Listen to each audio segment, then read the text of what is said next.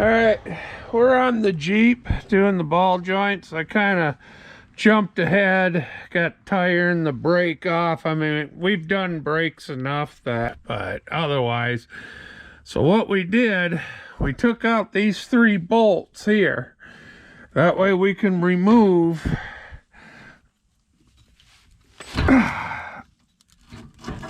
the unit bearing. Now, the axle. Kind of crap, but it is what it is. So there's the axle. I already took this lower nut off. I mean, that's not a huge deal.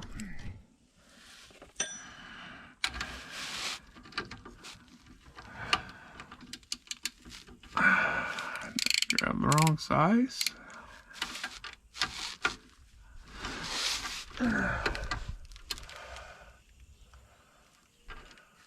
Okay, well, a 19 wrench fits on it.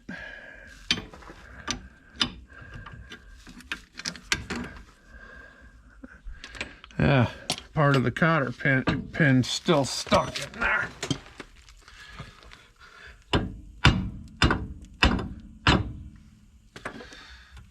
You ain't gotta worry about saving these nuts, because new nuts come with the ball joints.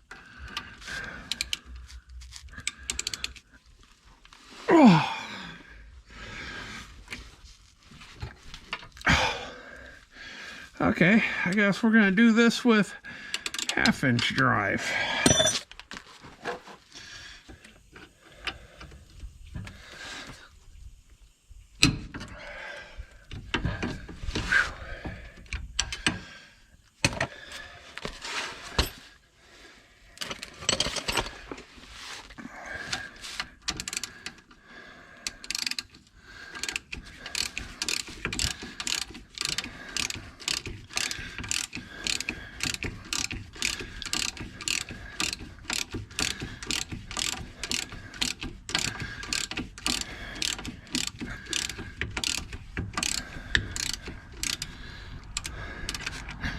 Now, I'm going to leave that one on there a little bit.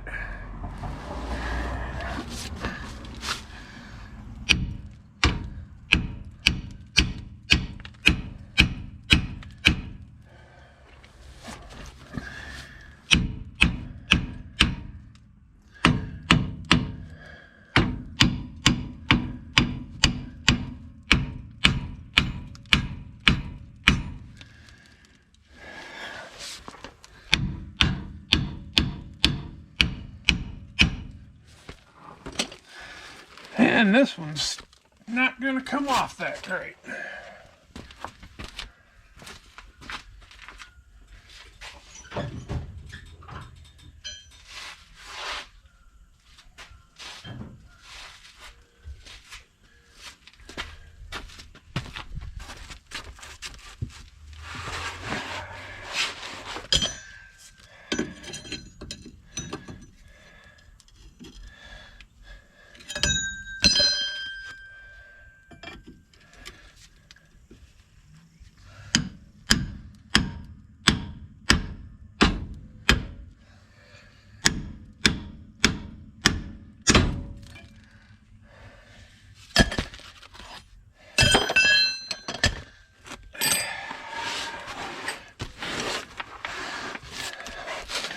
This is called a pickle fork. Use it, they have different sizes. This is the one I used. And you just put it in there, hammer on it. If you have a tie rod, anything that just don't want to come off, you can use them on there.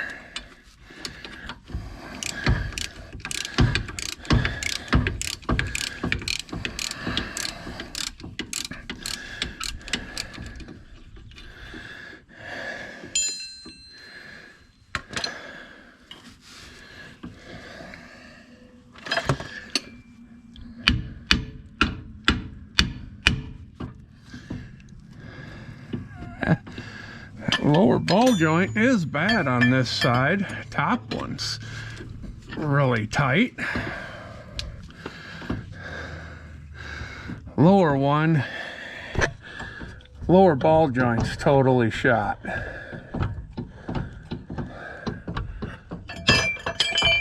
Now the top one on the other side was bad, and lower one on this side's bad. So I guess it's a good thing we're doing them.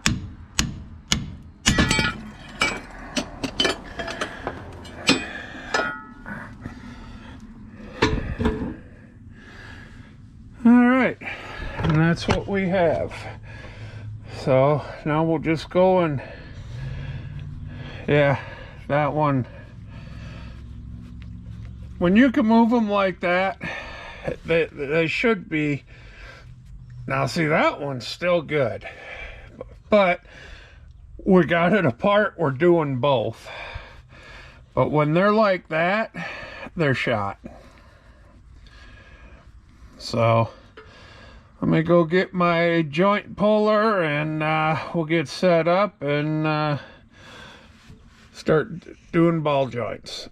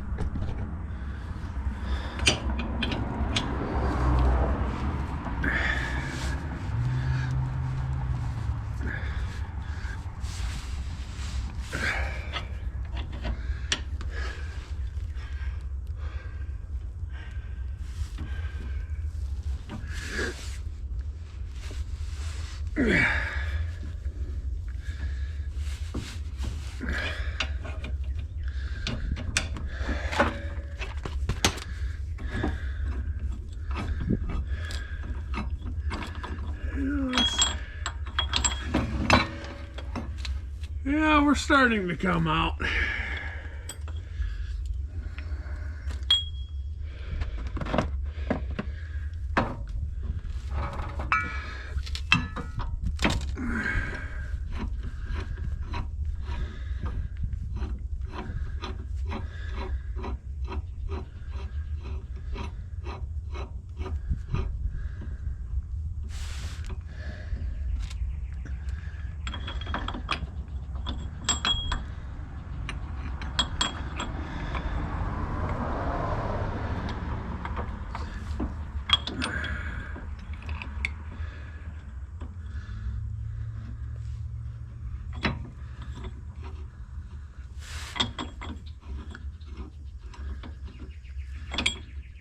I gotta do this bottom one.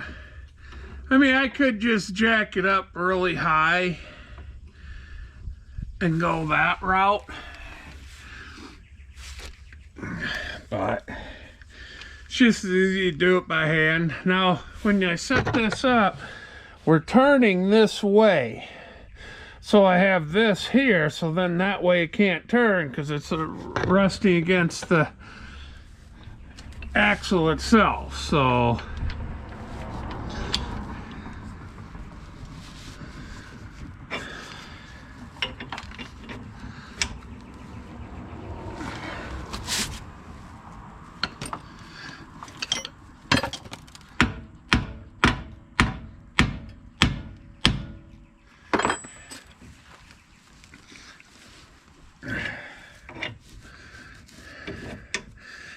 So it just goes to show you can do this at home.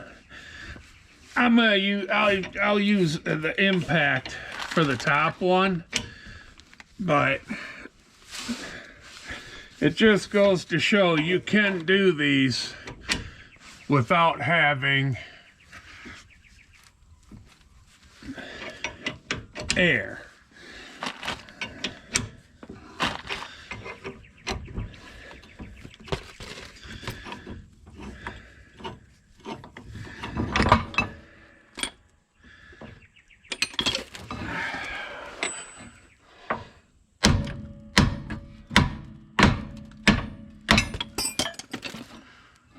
There's that one.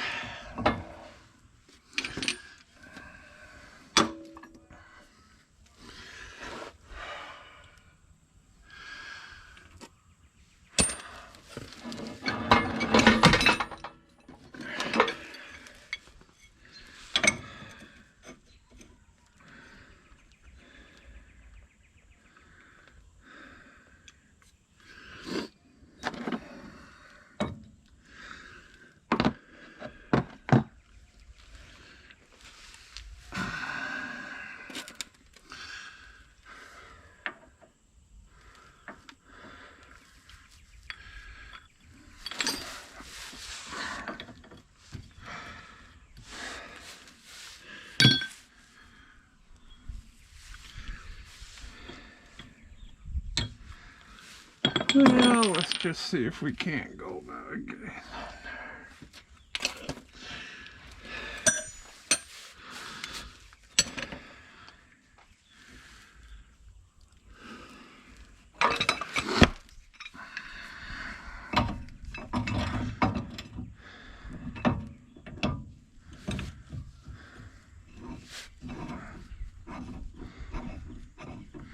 I don't have the most expensive ball joint puller, so I don't have a ton of adapters for it.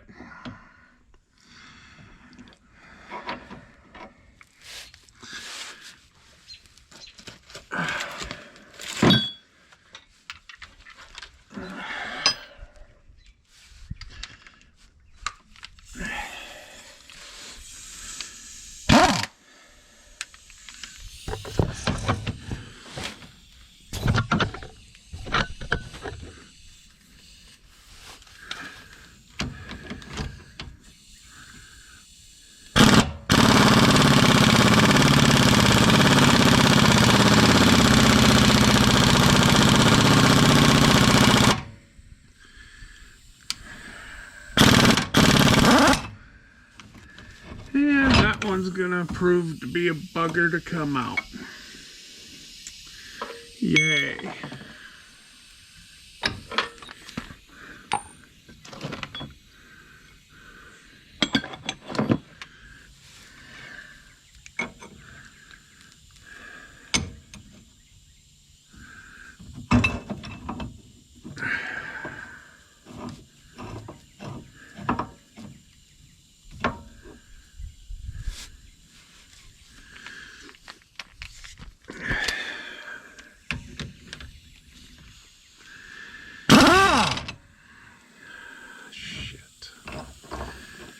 And if I would have remembered to set the gun to go the right way.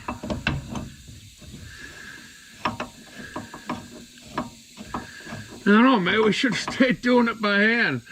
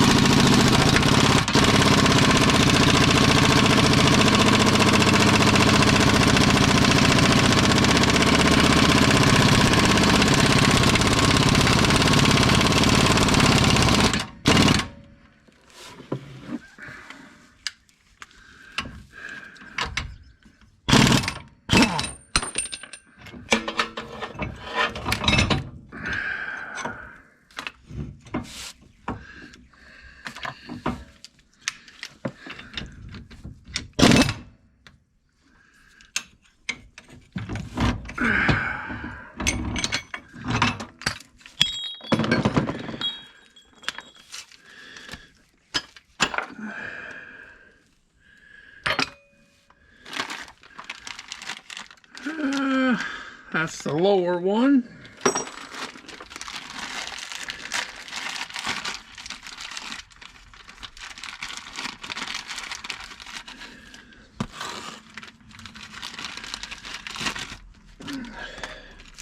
Now your new ball joint kit comes with your great zerk, your cotter pin, your castle nut, and this.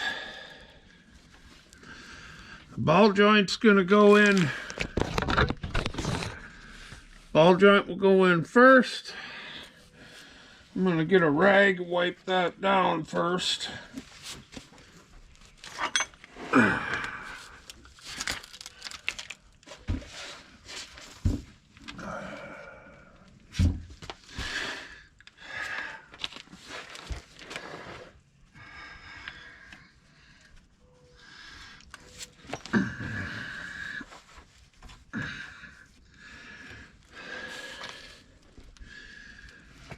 This don't matter how you set it in there, just set it in there. Now you gotta find your adapter. I'll fit on there.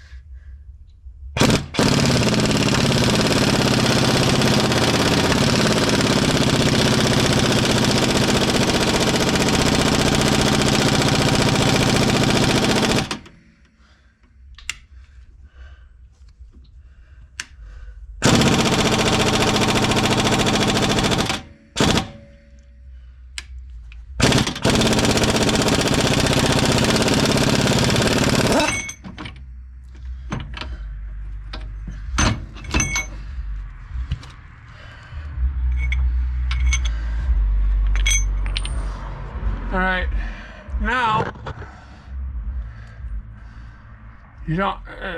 you can put this on. This will go on here.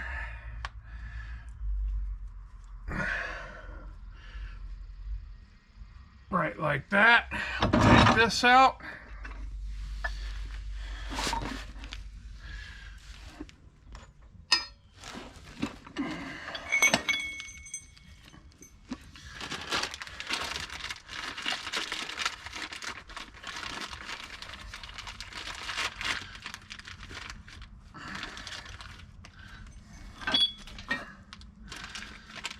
Now, this bottom one,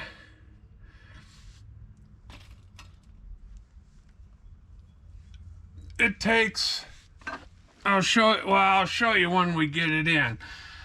It's going to take a flush mount Zerk fitting because it takes the needle to fill it. You know, so you got to have the needle to go and grease it. Got to kind of watch how you put this one in, because since this takes the needle, if you put it in, say like this, and then you do it, you're never going to be able to grease it. So you either got to put it front or back, like so. Then that way you'll be able to grease it, because if you don't, and this is what I mean. Let me pull this out quick. That way it's a lot easier to... This is the Zerk for it. It actually takes a needle. You push in there, and that's how you grease this one. So like I said, you either gotta have it front or back so you can get access to it.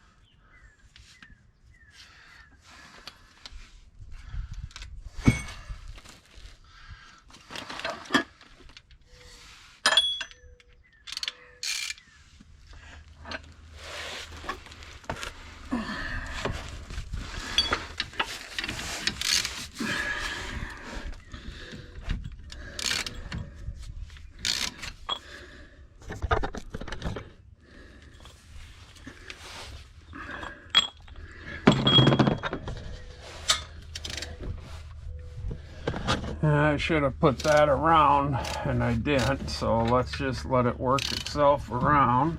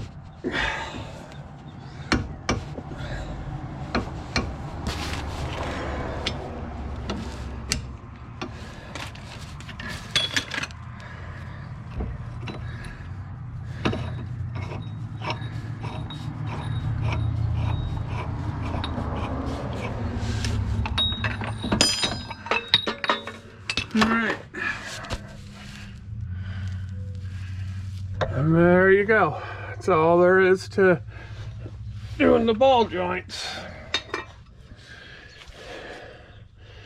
I'll put this one here on the bottom.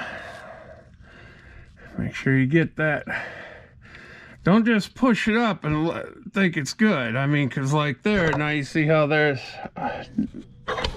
it's not.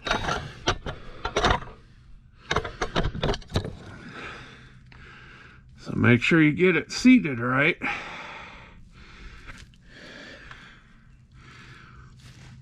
All right.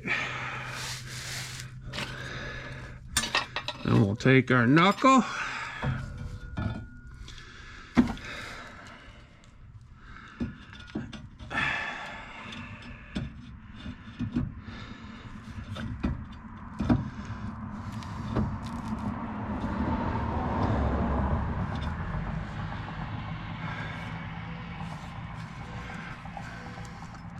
I guess if I had it the right way would help.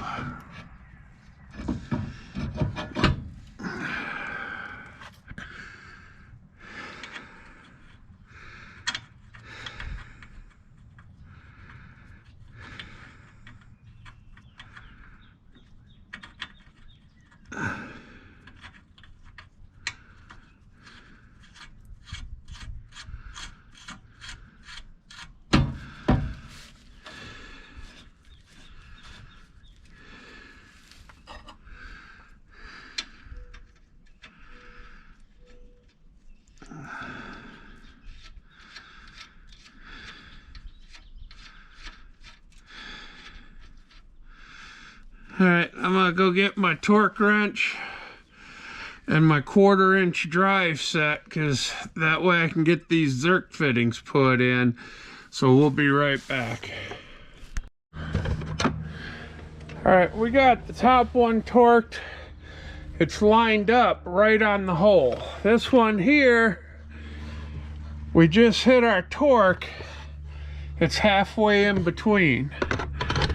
You don't want to go looser, so we know we're at our torque. So now we're just gonna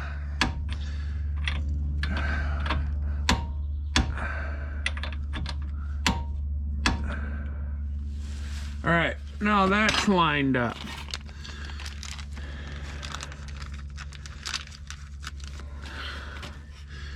So we'll take our cotter pin.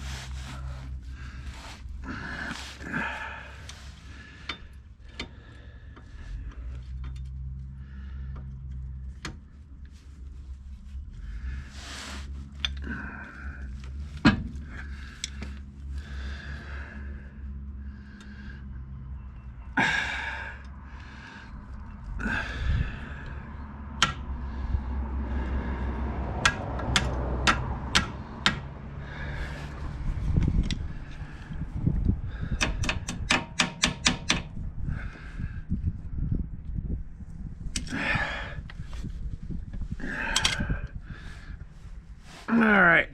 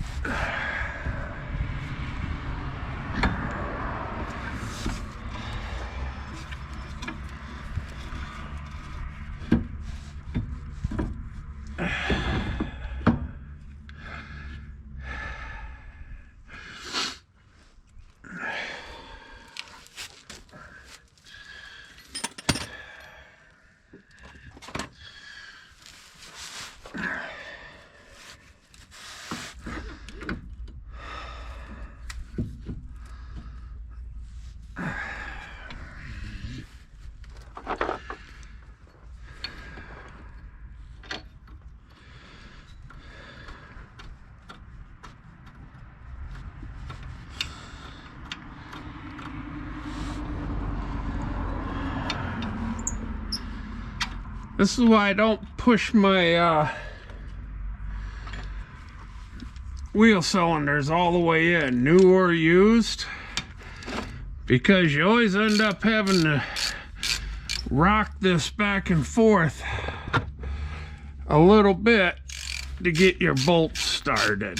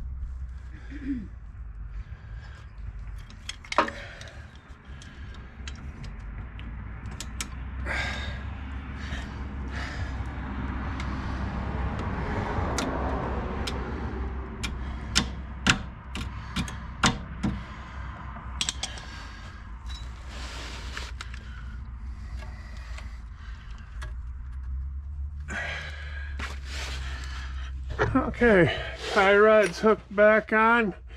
New cotter pin. This is done, that's done.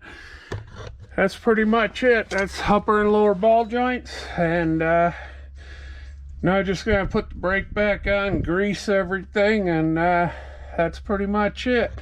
Thank you. All right, we still gotta get our rock sliders welded in, and this is why I didn't care about rust, because I'm cutting this straight across all the way. There I'll have to add in a little bit of metal, but this is all getting cut out, so even if it was good. But before I do that, the next project I have to take care of, I bought the transfer case rebuild kit. I got to get the transfer case rebuilt. Then once that's done, then we're going to start cutting and welding in metal. And so we'll get them rock sliders welded in, get this cut out, because we're going to get a 35 to 37 inch tire on here. So, but that's where we're at for right now. We're done for the day. So we'll see y'all later.